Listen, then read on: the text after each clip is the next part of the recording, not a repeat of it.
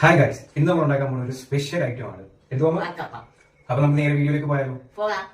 കപ്പ പൊളിച്ച് കരി പുഴുങ്ങാൻ പോകും.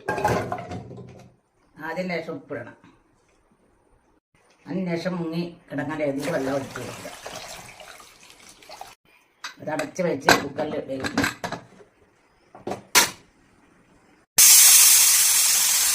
അതോടെ നമ്മുടെ കപ്പ വെന്ത് കിട്ടി. അതിന് ശേഷം വെളുത്തുള്ളി, പച്ചമുളക്, കൊച്ചുള്ളി എടുത്ത് അത് നമുക്ക് അരച്ചെടുക്കാം.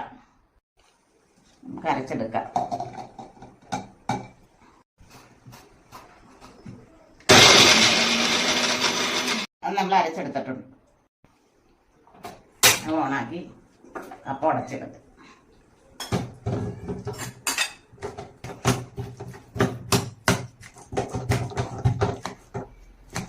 അരച്ചു വെച്ച ഉള്ളിയും പച്ചമുളക് വെളുത്തുള്ളിയും തട്ടി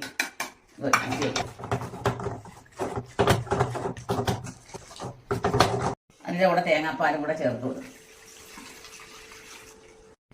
എല്ലാം കൂടെ നല്ല രീതിയിൽ ഇളക്കുക. ലേശം ഉപ്പിട്ട് കൊടുക്കുക.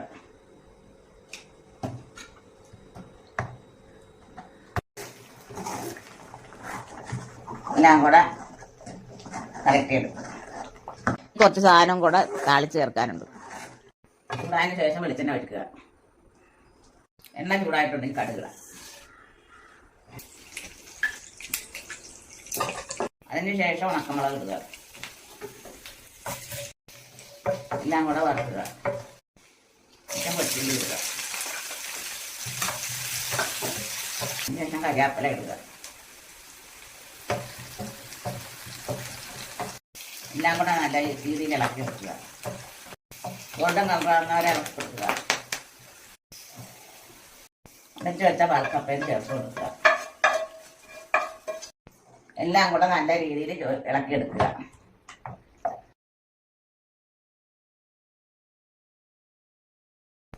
അതോടെ നമ്മുടെ പാൽക്കപ്പ റെഡിയായി.